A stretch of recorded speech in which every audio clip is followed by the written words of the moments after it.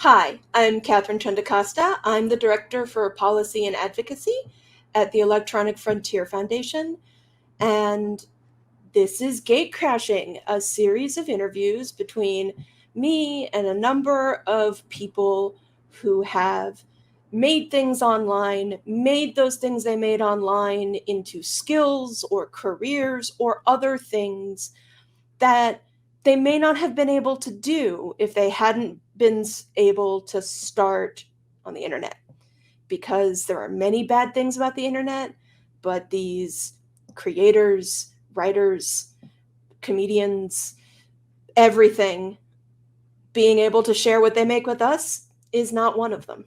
Jointly together, we both are co-editors of the Rec Centre, which is a weekly newsletter that kind of does fandom news and fan fiction recommendations and art, and generally just kind of is a news source for stuff to do with transformative fan work. So we've been doing that since what, 2016 or something? 2016. Yeah, Yeah. many years. And obviously independent of that, we both have many different side projects, including both of us being fandom journalists. You think of your fandom journalism as a side project?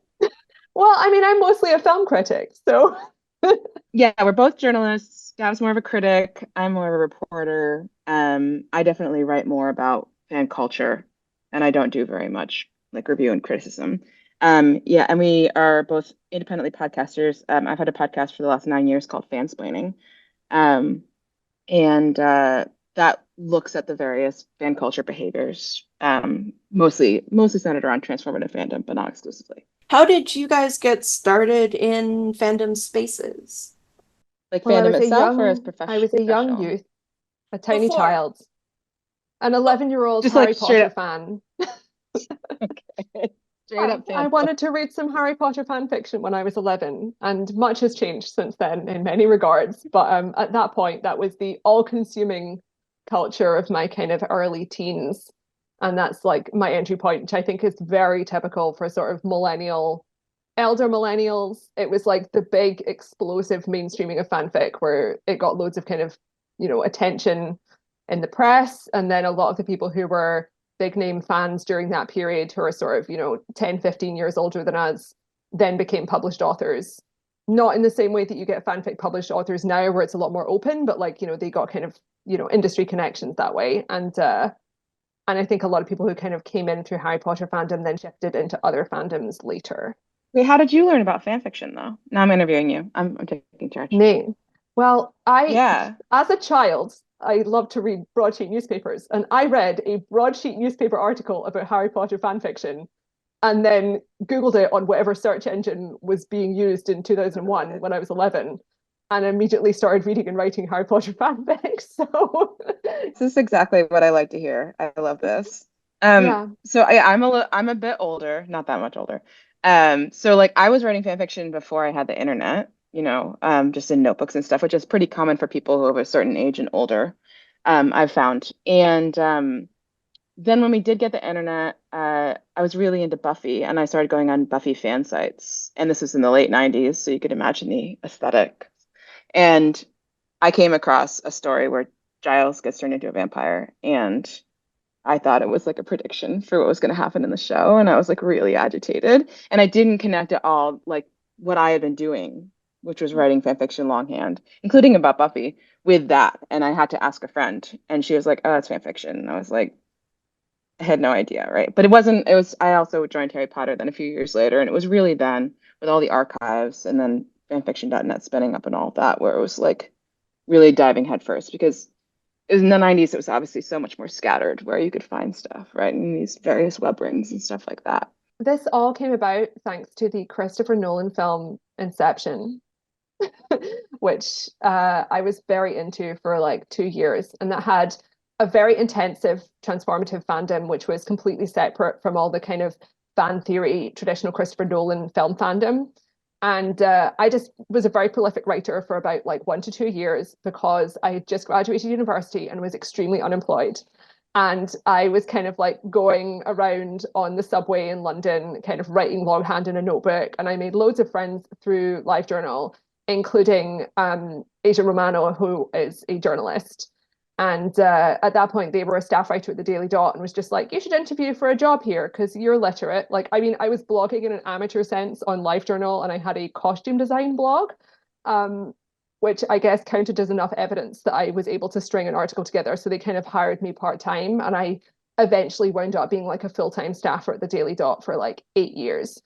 And because I had all of this like depth of knowledge about fan culture, I ended up doing a lot of coverage in that area because, you know, it's one of these things that like gradually has become such a kind of front-facing, like dominant part of internet culture. But like at that point, there were so few people who understood what they were talking about from a kind of personal perspective. And I was able to interview people. And it was like, even now, I mean, I'm sure we're going to get into this more later in the interview, but it's like there's there's a lot of sort of unspoken social rules in different parts of fandom that like a lot of journalists don't get, or basic stuff like just quoting chunks of someone's fanfic and then kind of making fun of it in an article is something that just continually happens. And it's like, you're not going to build relationships within a community if you don't have respect for and knowledge of the community, which is a basic kind of tenet of journalism that, you know, makes sense even if, like me, you've never done any actual official journalism training, you know, at college.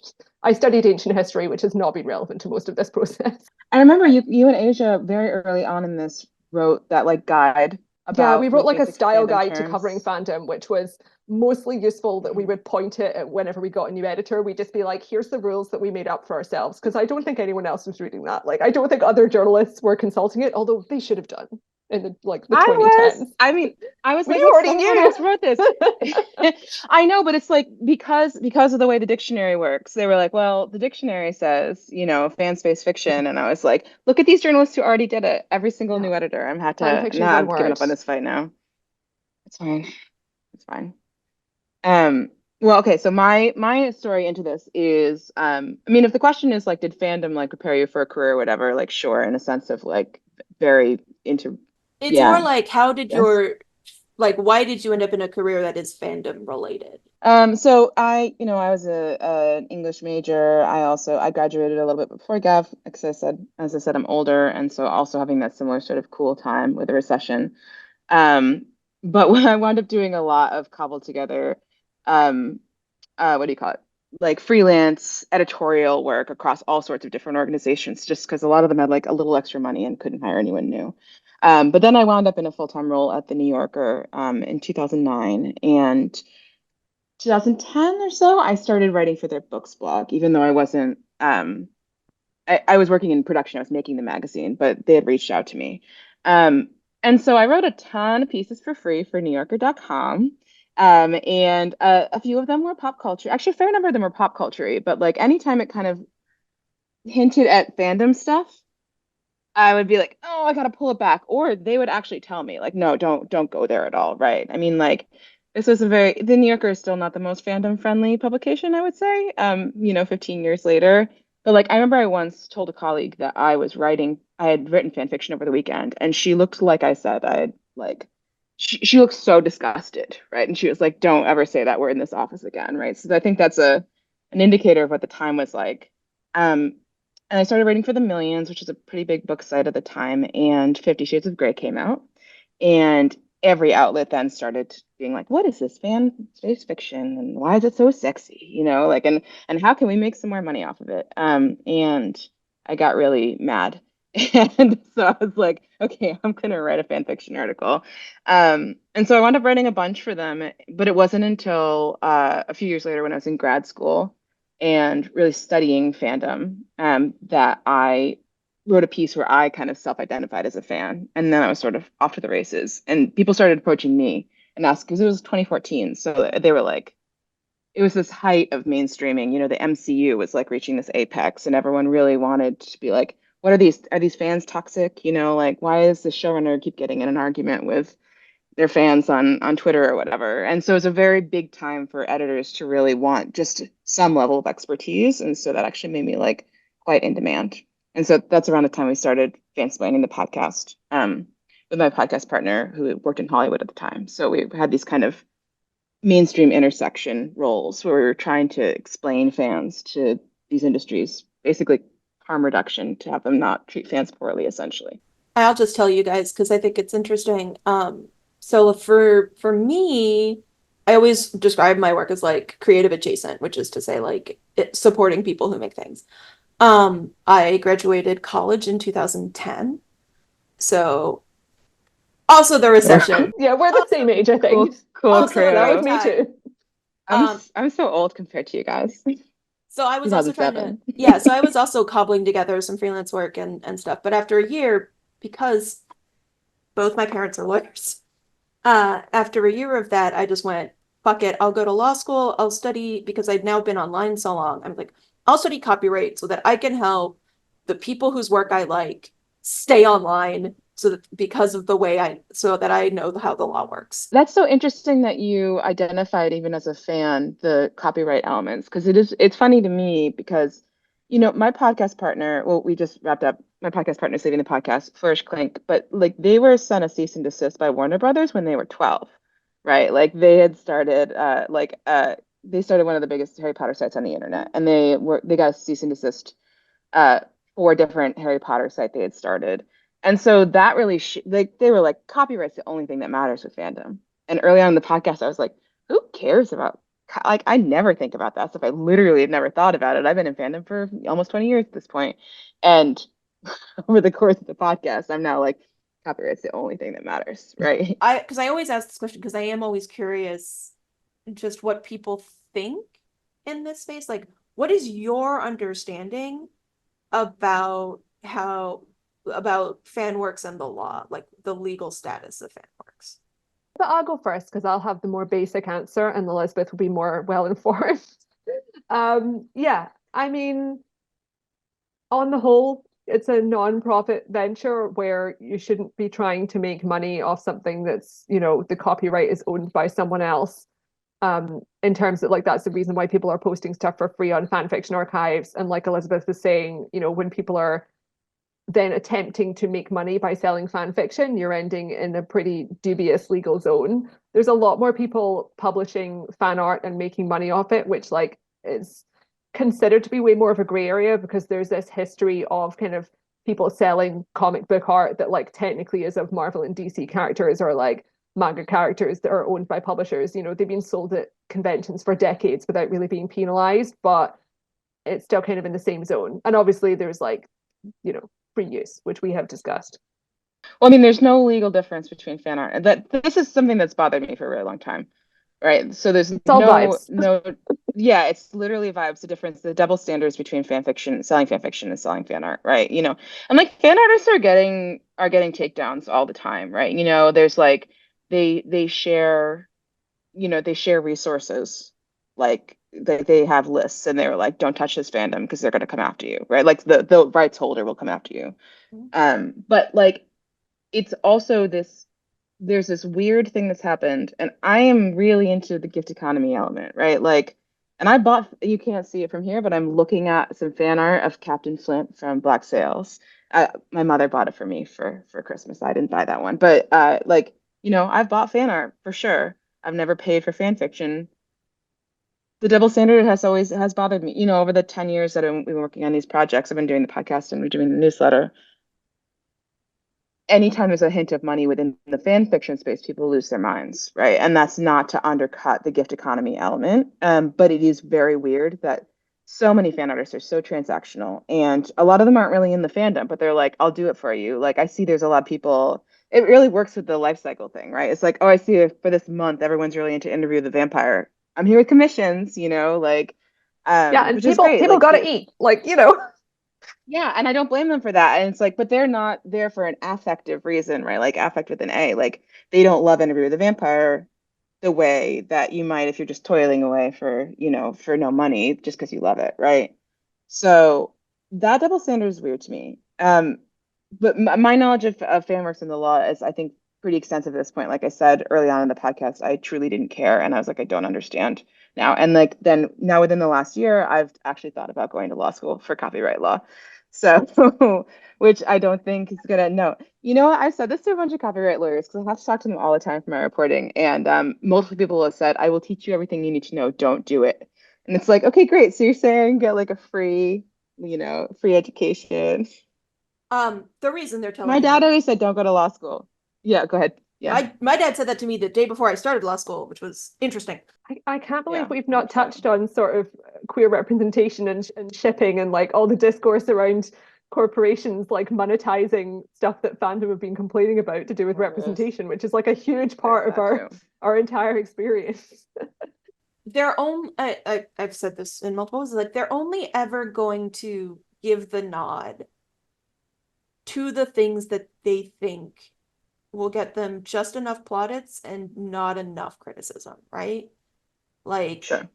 that's Well, it's a they're gonna reach. conservative industry, Yeah, it's a conservative industry, and right? like Fundamentally. Yeah. um Like small c conservative, not yeah like Republican. yeah But Yeah. but I mean, like to go yeah, for back to the sure. MCU, it's like the glass cliff situation where it's like 5 seconds after they begrudgingly started diversifying the cast and creative teams of the Marvel franchise was the point where people were starting to lose interest and the quality of the films was going down for independent technical reasons that had nothing to do with who was on screen. And it's like, great, that's really sabotaged everyone Do you know involved. what the Russo brothers said? That wasn't it at all. It's actually because those kids these days have such short attention spans. If there's um anyone I trust to understand how both fandom and filmmaking works, it's the Russo brothers. I'm going to bring this back in a way because it's a good segue into something else that our lawyers asked us to do, which is, so Gab, your understanding is interesting and incorrect. To be fair, might be correct for where you live. Because this is a very American view, but it is the DMCA is an American law, fair use is American, and most of these corporations are American. So fair use, which is okay, copyright, and it goes back to why long copyright terms are dumb and bad because it doesn't work correctly. Copyright is in the U.S. Constitution. It says that Congress, in order to support the advancement of science and the useful arts, can create a monopoly right for a set fixed period of time. The idea being that by giving people an exclusive control over something for a set period of time, then they can make money off of it, so they'll keep making things. That is the core reason behind copyright. It's the ability to sell copies of the thing you made, or sell the rights to the thing you made in that fixed period of time. Because this country has the First Amendment, when you give a monopoly right in a form of expression, you are by your very nature restraining other people's expression. Because using bits of culture is how people communicate through time. That's how words happen. So we have fair use. Fair use has 4 factors traditionally. The first is the purpose and character of the use. That's the transformative nature. Like if you're using it for the example is criticism and commentary, right? Like obviously if you are criticizing or commenting upon something, then using parts of it makes sense. The nature of the copyrighted work is the second one. The third is like the amount and substantiality. That's also, people make a lot of this, right? People really think there's like some amount that's okay. That's not it. You can use the whole thing if all the whole thing is important to your point. Like a parody song uses the whole song. And then of course it's the effect of the potential market or the value of the work. Saying something is bad and people shouldn't buy it is not that. And selling it is not that either. You can sell things. It is whether there was a market that you like. The reason fan works are a little bit, the reason written is a little bit harder is because like it's a story with a plot, and that is much closer to what the original thing was. And so you might be getting in the way of the ability of the owner to make their own derivative future sequel because you've interested people in yours. So like that's actually why that sort of line exists, is because like the ability to sell the rights to a sequel or write a sequel is part of copyright. Whereas like redrawing something in a new style is more obviously transformational in the eyes of like a jury or a judge. Like that's where that sort of pops up. And if I'm wrong about any of that, an insert of one of our lawyers will appear in this video to explain it better than I could. But that is, and the terror of getting sued is just being passed down from like generations of people who were afraid of Anne Rice or like George Lucas suing them for publishing their zine in 1995. So the way the DMCA Section 512 works is, if you are a website that hosts content by other people, you will not be liable for copyright infringement by those people for hosting that material if you have a mechanism by which someone can send you a DMCA takedown and you take it down, as well as a counter notice system. That's the legal framework. Because of the way that fear works, major corporations fear other major corporations. They do not fear independent creators. So that's why you get things like Content ID and other filtering, because it's basically an agreement that will do more than the law requires if you don't sue us, right? We'll give you access to these special tools to get more things taken down. And so that's a terms and service thing. And like the way this has worked is, I wrote 10,000 words on this in my white paper. They've interconnected the two, because the DMCA also requires a repeat infringer policy, which is usually, because of the way it works, the 3 strikes that you often see. And so they'll have things that are like not the DMCA, but they'll frighten you with the possibility of losing your account so that you won't challenge the thing that's a terms and services versus the legal thing. So like if you get a Content ID thing and you try to challenge it, it'll warn you constantly that challenging it puts you at risk of getting a DMCA takedown and therefore a strike. And like they're trying to basically herd you into compliance. And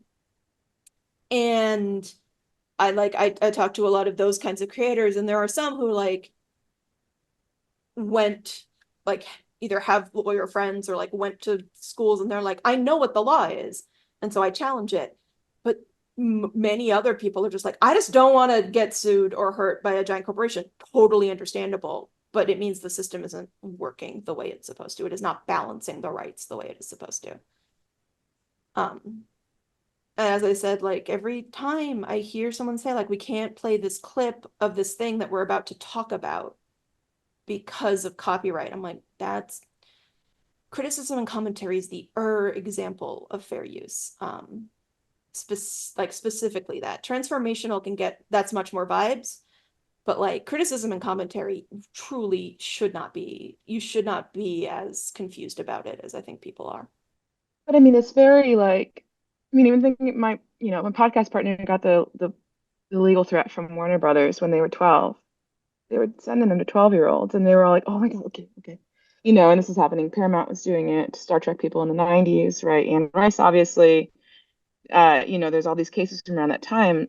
And part of the reason that it didn't stick was because there was a lawyer who was an adult in the fandom who was like, no, you don't have a case here, right?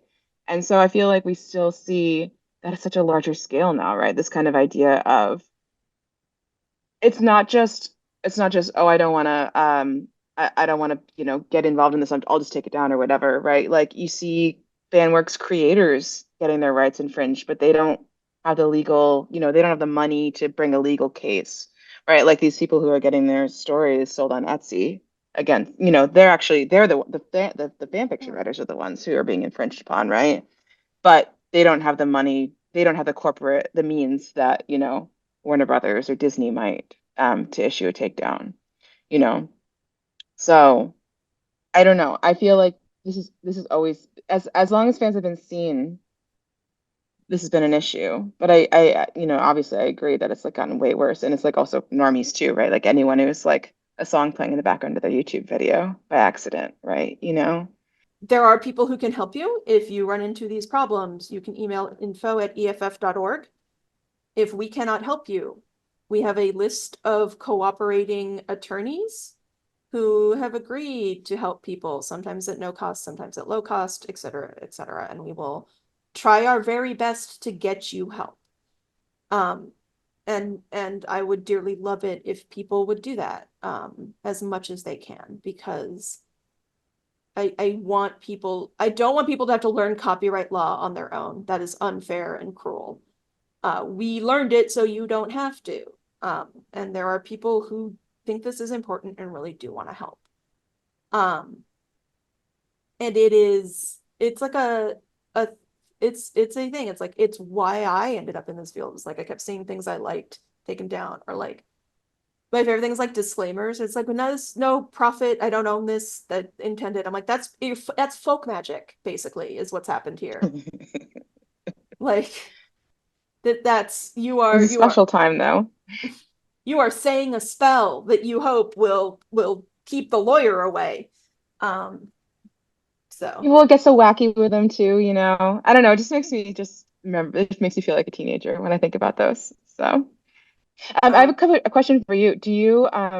Uh, do you guys hear from a lot of FanWorks creators, or do you mostly hear from like creator economy folks?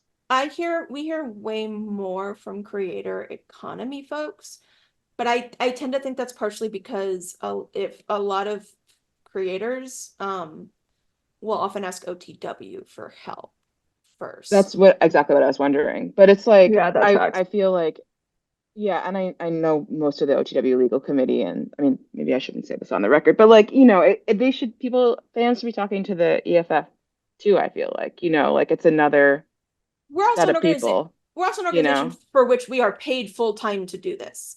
That is different from Yes. OTW. Like Yes. that is also why you should contact us. Like that there are a lot of things that OTW also can't do because of the form in which they were created, like the kind of nonprofit they are, right? Like it's all weird Right. legal stuff, but like I am paid full time to pay attention to this stuff. This is not, I'm not volunteering as a fan. Like we Yeah. do this full time. And so it is a thing we are much more able to do, I think, because of that. Like we are not also law professors or other things that we have that are like we have to do. This is our full-time job. Um, so I always say it. And so there's another question, because I always too want to serve this community better. Like, what resources or things do you wish existed, or wished orgs like ours could give people in this space as people who look at it? For fans in particular. Yeah, for fandom in particular. My biggest issue with fandom and this stuff is I think there's so much misinformation, and a lot of folk magic, um, that I think tends to leave fandom more disempowered. You know, like when you know, I reported on the manacled situation, and people in my mentions were saying absolutely zero pennies can ever exchange hands over fan fiction, or you will immediately be sued by, you know, by Warner Brothers, right? And it's like, that's not helpful, I don't think, to the fact that you have thousands of people who are misinformed about the not even the nuances, but even the basic structures of fair use, right? Like I think knowing fair use and what it actually means in practice empowers us. And so and I don't think that can all fall on the OTW. I think that yeah, they are volunteers, and they are also like filing briefs for very specific things that start to feel in the weeds, but I think are important for them to be, you know, weighing in on, but it's not really speaking to fans. And that's not a critique of what they're doing. It's just like, I think that providing, you know, I don't know. It's very hard in fandom to share accurate information because of You Tumblr need a posts can got have a milk ton of notes. campaign, you know. Yeah, maybe if you get a bunch of celebrities, got fair use. But you know, like I feel like, you know, so many copyright lawyers that I follow, and they talk about like the Warhol case or whatever, and they're just so in the weeds because they're talking to each other. And obviously you're not gonna sit there and, you know, there's no middle ground, right? You know, and like fans are touching copyright a lot more closely than a lot of, you know, non-fans, right? Mhm. But don't really understand what they're doing. And so yeah, I think you should just educate all fandom. That's my recommendation. Yeah. So no, I don't know how to do that. I honestly don't. And it's really hard to fight this. But yeah, maybe like more speaking to fans directly and understanding what the nuances are, I think would I think would benefit all fans if more people knew how the law worked. to return sort of back to your sort of your journeys, when you were doing like sort of that work and like free full-time jobs or like freelancing, were you still doing these side stuff? Like you mentioned you started fansplaining in that 2014 15. ish, 15, and you kept Yeah. doing it while doing other things. Yeah, so fansplaining it's now in a we actually just had the last episode with Flourish came out yesterday. So it's I don't know when this interview is going to come out, but it's a little funny timing. But yeah, we did that for 9 years, 200 and something episodes. And yeah, just kind of a steady thing in the background. And fansplaining is actually fansplaining and the rec center together in similar ways, actually, I think. And I don't know how Gabby you feel about this about the newsletter, but like these projects are one of the main reasons that I can report on fandom in the way that I like they force you to pay attention, right? Like if it was just me just doing fandom, I'd be in the corner writing X-Men fan fiction and maybe something would pass my dash. But because I'm not paying attention to fandoms I truly don't care about, but something is interesting is happening in them.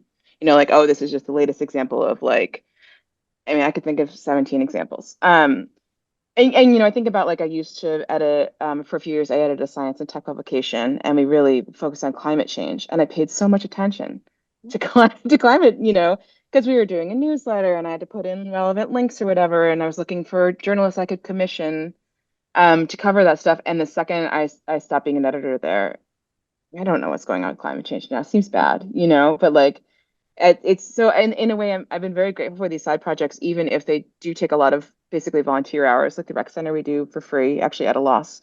Gav, I owe you money for our hosting Yeah. costs. Periodically we have to pay for our hosting platform, but yeah, it's free for the readers.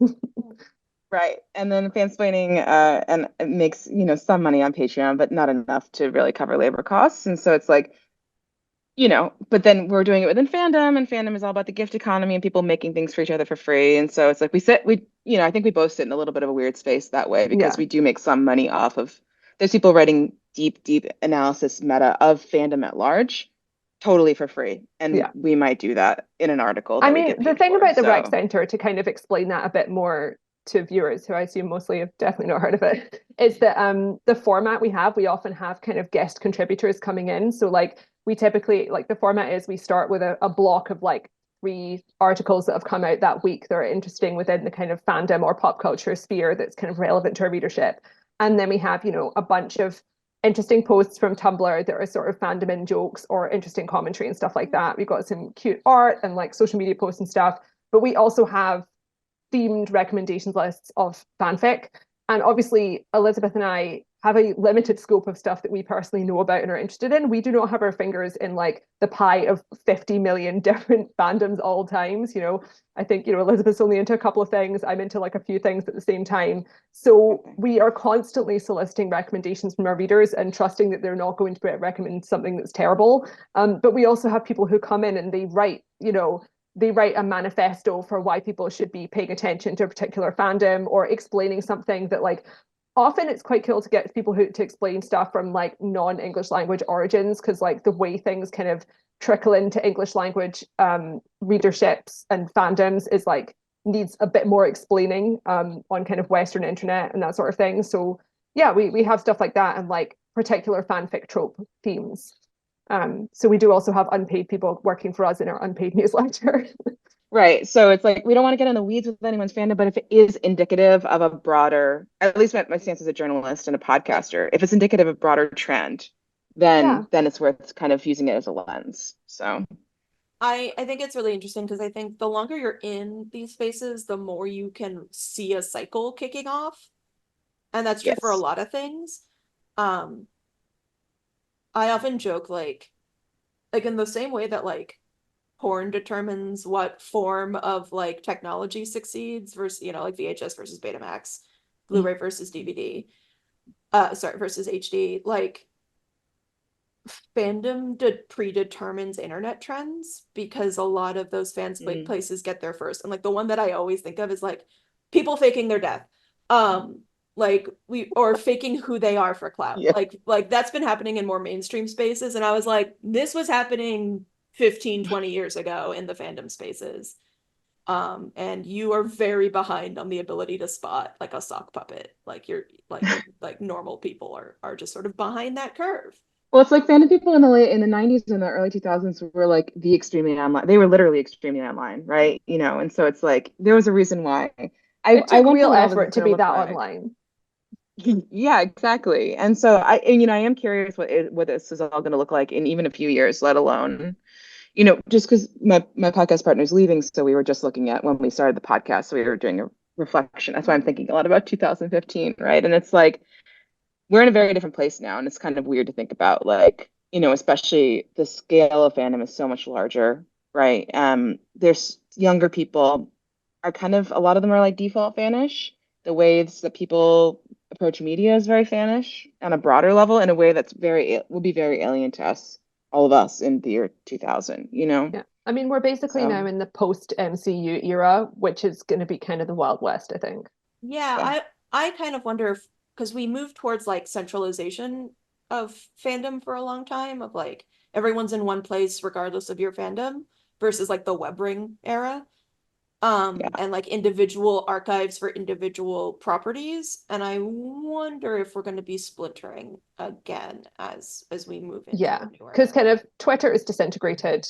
TikTok is heavily algorithmically based. Like something Ryan Broderick's been writing about in his newsletter Garbage Day recently is kind of just stuff about like people are getting way more niche. Like people are going into private discords and that sort of thing and getting into stuff that is like structurally it's a fandom because it's a little culture of people who are obsessed with the same thing. But it's basically the opposite of something like the MCU because it's like some bizarre music trend that's like got a made up name or some micro celebrity that you've never heard of, or like the Arctic Explorer fandom, which is so intensive. I one of my favorite like Tumblr posts once was like when they were talking about like, oh, you want to monetize Tumblr and its most famous memes, the cask of Amontillado Yeah, and the terrible copper of this Egyptian merchant.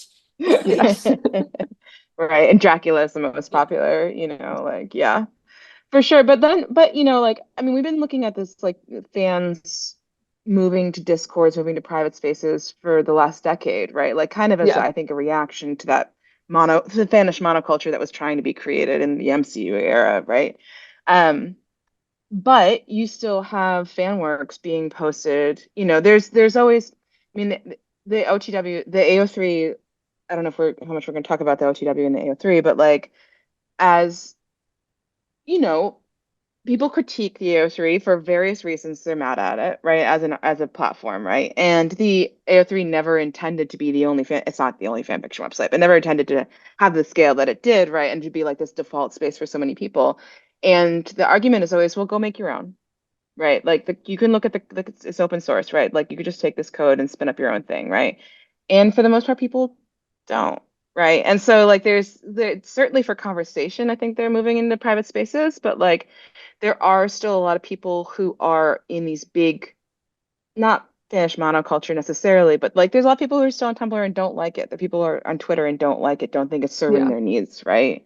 Mhm. But they're not building new spaces. yeah. I mean, it They're definitely like kind kind of of migrating. overlaps. I was just going to say it kind of overlaps that sort of generational shift in terms of like DIY culture because like you look at kind of the Gen X people who were building all of those fan sites when we were younger and who are like the originators of AO3. um, that's like a period when people were much more kind of DIY. The internet like wasn't as officialized. Obviously, there was much more like personal websites and not just like five big platforms. And also just the concept of like building your own computer instead of someone who's grown up with a computer that like is just apps and probably just like your phone. Like the stereotype is that younger generations haven't been given the option to develop those DIY skills because they've been trapped with technology that like you don't really interact with. And I'm sure that like Katharine, like your kind of workspace, I'm sure is far more in that zone and can talk about that more in a more informed way than me. But you definitely see that within fandom where people kind of don't they have this sort of like learned helplessness attitude where they're like they don't think you can build your own space. And like I'm not building my own space because I don't have the time and energy and don't really want to, but like I'm sure there's some people out there who could, but like they don't realize that that's an option and you need to have that sort of mindset open to yourself. In my space, it's a really we actually run into this a lot when we're talking about like you could do this, but what's the best way to incentivize the better behavior. I saw a really interesting post yesterday, actually. Gavin just sent it to you because it was interesting to me. Um, but it was talking about, I think with fandom in particular, and I'm not trying to paint everyone's private spaces with a negative brush, and like I certainly enjoy my private chats about my fan. I'm not doing all my fandom out in the open. Like it's really nice to have a, friend that you can privately, bond with over stuff, right? But what fan fiction writers have been reporting across all different kinds of fandoms over the last few years is a real steady decline in quote unquote engagement, right? But especially in comments. Mhm. Um, and so there was a post recently that was going around where people were talking about they were creating a private fan fiction reading server, right? Mhm. So they could like make a fandom book club. And so all these writers were just like, could you also leave a comment and say you like my story, right? Because fan fiction is unique in the sense of like historically a lot of readers are also writers, right? It's not like a traditional author-reader relationship. But you have a lot more people now who are the scope has gotten so large, but a lot of people are just not participating, and they're like, "Well, I love that story. I just want to talk about it with my friends. I don't actually want to be in community with the person who wrote it." And so there's this post I saw today that was really interesting, or yesterday, that was talking about the idea of like a tourist. So it's not even lurking, right? Like we were lurkers in the 2000s, but we felt like we were kind of in the community, even though we were totally silent. They'd never know we were there. But you're seeing more and more people kind of passing through, consuming the fan works, and then not engaging with the fandom at all, but making TikToks so they can go viral for that, or like talking about it privately, right? And I think that that's not a great that doesn't say to me that anyone is going to be building anything where fans can get together, because that's not even the way some fans, especially newer fans, I think, are even thinking about what they should be doing with fan works. I wonder how much of that too is this weird, to move on to another part of my outline. Like, is this Okay. way in which the way in which fandom and mainstream culture have like slammed together, where like people also now have much more access to the showrunner of the show they like, and like they go and talk to them, and then I wonder how much of it is like like weirdly the like I yell at the creator, but the fan work artist is not the person I interact with, even though we are much more of a parody, right? Like Yeah. it's a weird flip in my mind. Yeah, I mean, there's Yeah, sort of that's a interesting. feedback loop within what kind of platforms. It's just sort of like, we were talking about how interactive LiveJournal was, and a lot of older fans kind of complained that other platforms now aren't as interactive. And it's like, it's a chicken or egg situation. Like you can't really tell because there's a lot of Twitter fandoms, probably less now than before, but there have been a lot of Twitter fandoms that are extremely interactive. And there was far more commenting culture than you'd see on AO3 because people were posting serialized fanfics in individual Twitter threads that then had like devoted audiences but aren't archived in the same way. So, there's weird ways that people interact with the platforms they use, basically. Yeah, but I mean, texturally, like for sure, I agree with you. But like texturally, that's very different than the idea Yeah. of I'm going to post a story, an installment on LiveJournal, and then there's going to be a big thread of comments, and then Oh, for sure. I can leave a comment, right, and then you can comment on my comment, and we can, you know what I mean? This kind of interplay, right? Or like, yeah, people always go back to the kink memes, but like I feel like it's so emblematic of what fandom was at that time. This kind of idea that anyone could toss out a prompt, anyone could take it, someone else could take it in a different direction. Then maybe you spin it out and it becomes a whole story. Then it gets archived. Um, Whereas now, I think also a lot of this does come from the creator economy and the professionalization and the kind of sheen of it. People commissioning fan art for their own fan fiction, people making these fancy covers, people trying to make it as flashy as possible because you want to get the engagement, right? And of course that's going to make it feel like this manacle situation. They're buying these books because they're sorry, I just got a text that was very distracting. This manacle situation, people are like from outside of fandom are just buying the book because they don't even know it's fan fiction because they can't tell the difference, right? You know what I mean? This kind of collapsing because we're all trying to make everything look so shiny all the time, because of the way the platforms have trained us. I would say Sorry, go ahead. another thing the platforms have done, and they did it for everything, despite what literally all studies show, is the devaluing of text, of Yes. text Yeah. communication versus video or image. Which does make it makes having a long conversation harder. Like reading a conversation on, say, Tumblr is difficult. And I love Yes. Tumblr, but like it's not built for that. And very few spaces are. Weirdly, Twitter was one of the few where it was really text. It wasn't much else. I always laugh about how like fandoms were going to Twitter and it was giving Twitter a boost, and then Elon bought it and killed this growth that they were having in an absolutely brutal way. But also, like, the undercurrent of this is that the way those platforms are designed is not to foster deep relationships. They have all been kind of finessed into a way that's geared toward advertising and engagement.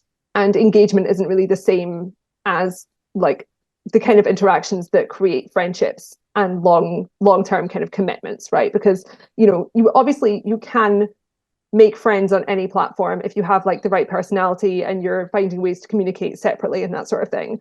But as we've kind of been discussing, it's much harder to do that on certain places than others. And like, if you're on TikTok, that's probably the hardest of all, because if you're intentionally doing something that is like, at best you're participating in a conversation by posting your opinion and then having other people reply in comments.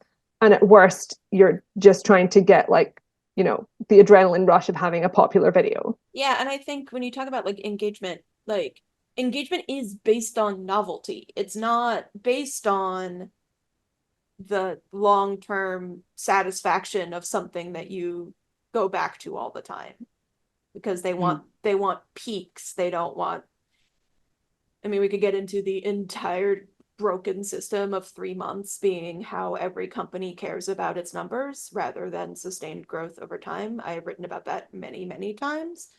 But that's what it sort of comes down to. That's what the platforms are chasing, is being able to report peaks every 3 months to their investors. And so that's how they built their algorithms, and that's how people think things work now. And I don't necessarily blame anyone, but I think it does come down to like in like the copyright space too. I was like, you truly do not understand what the fights used to look like. Mhm. And then they come back again and you have to re-explain like why those fights look this way. And how lucky slash unlucky you are to have seen to be here now, or to not be, or to be, or to, how lucky you are to be here now versus how, like, not to say that like it's like it is sort of not a wash, but there are good things and bad things about every iteration of this stuff. Like AO3 is a good thing. It's good that this exists. It was not intended to be what it has become, but it is good that there is a non-profit place for you to store things, because every single time I'm trying to find something and I see a link to like LiveJournal, I'm like, oh no, it's either going to be gone or in Russian. I cannot click that link. Some of it's still there. You should click it. Every time I go, all of the ads are in Russian. That is true, but sometimes the text is still there.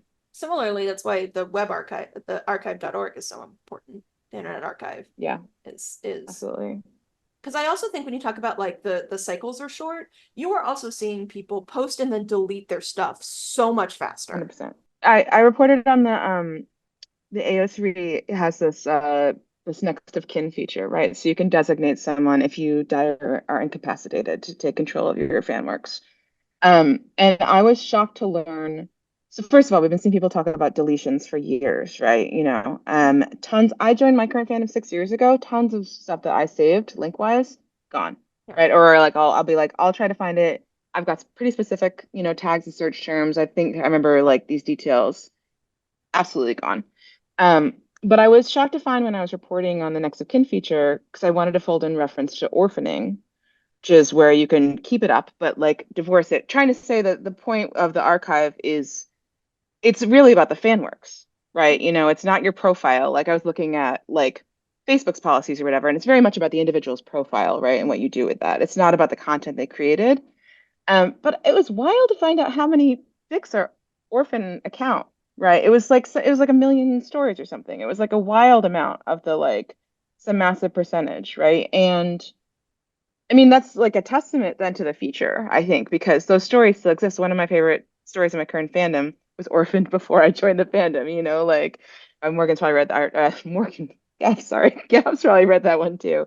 Um uh but like there's no record of the ones that were deleted beyond our past Yeah. our past memories and our old links, right? Our old rec lists. Yeah, and I think like I really love orphaning as a feature because it allows people to like if they to preserve access but not have it associated with them anymore, which is a Yeah. perfectly valid choice. Nothing could be more relatable than being embarrassed by an old fanfic.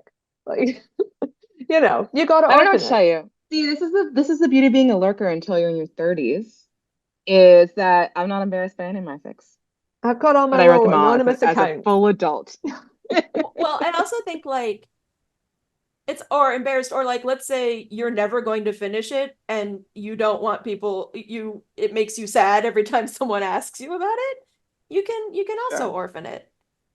Like there are but like it preserves that for other people and I think that is valuable. Like the joke is that nothing is ever gone on the internet, but that is not what we're actually finding, right? We're finding a lot of lost media because it's actually harder to store a copy of something non-physically or like it's not it like it there are a lot of ephemeral works that have disappeared or been memory holed, especially if corporations decide a tax write-off is better than preserving access to it. I mean, it is one thing that I always appreciate about Tumblr is, I mean, and some people probably don't appreciate it because, when you reblog something, when I reblog something of yours, it's now on my blog. I've republished it essentially. You can delete the original post and disavow it, but it will still be on mine, right? And so like I'm in a fandom that really was at its height in 2011. And so, a lot of the artists, I'll look for fan art, and a lot of them have long since deleted their accounts or changed their username, and so it's like a lot of dead links.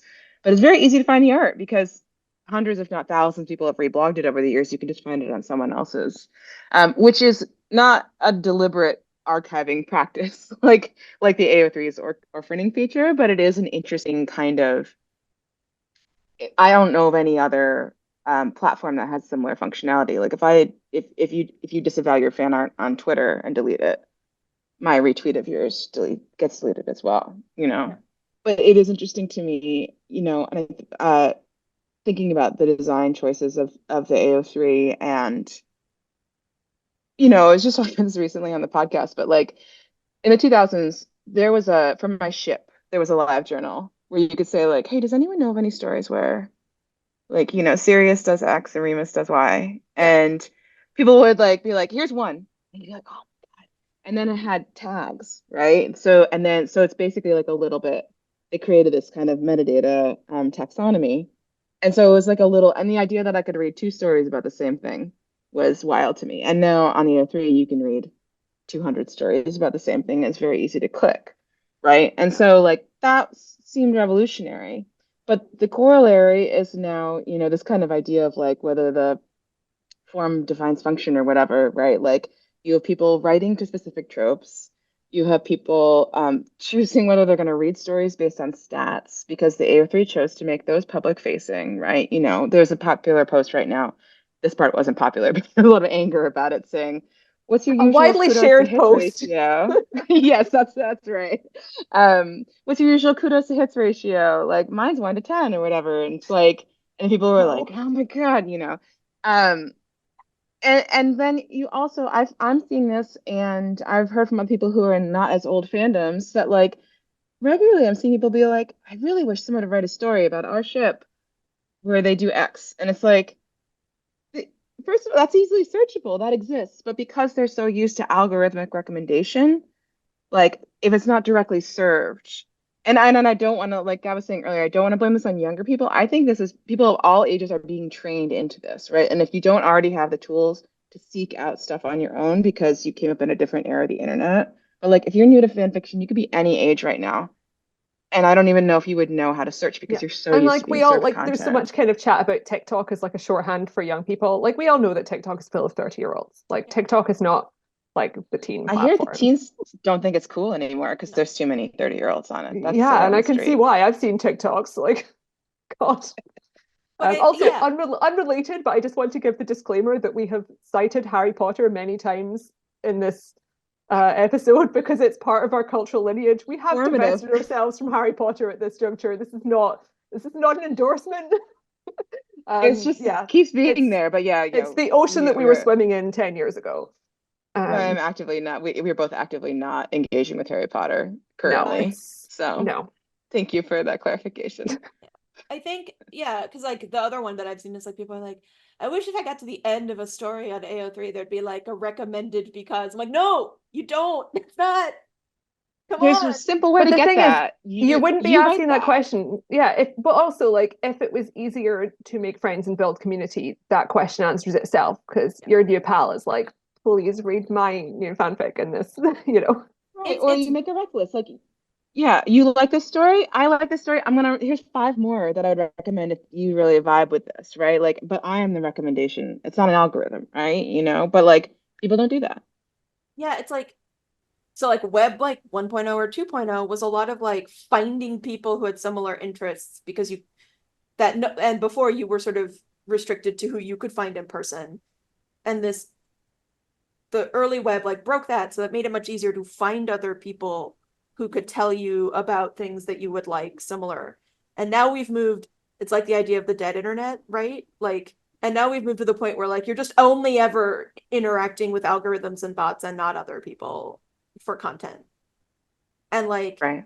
that's not but I keep wondering the more we get to that, the more like we return to this fracture. Like I see this in like online media, right? Like there was this explosion of independent online media, and then investors and money companies thought that they could make billions of dollars off of journalism, which has never been a thing, uh, because they thought it was tech and not writers, right? And then they all bought these things and then couldn't make money because that's not how it works, and those things are dying. But now you're seeing these journalist collectives pop up in response, and that also feels to me like a return to that older form of internet.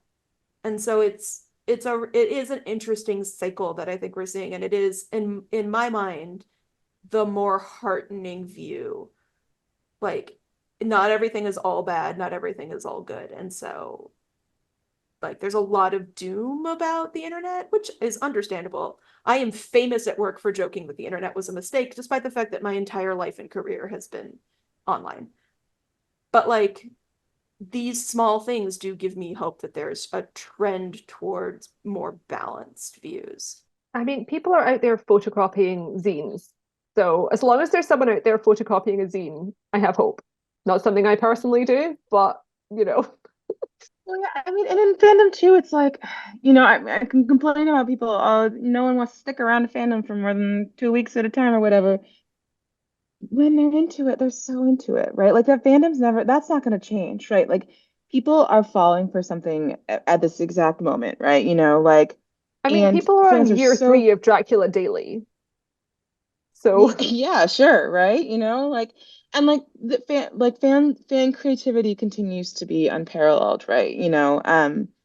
But it just feels like so many things are kind of working against us. And like the simple thing I want to do, which is like, write fan fiction and post it and like makes, talk to some people you know, I, it feels harder and harder every year. So I don't know. I'm a doomer too. If people want to find the things you've talked about that you do, where would they do that? you can find the rec center at buttondown.email/the rec center, which is like hyphenated. I'm sure if you Google button down and rec center, you will be able to uh find our newsletter, or indeed a We better are search engine than Google.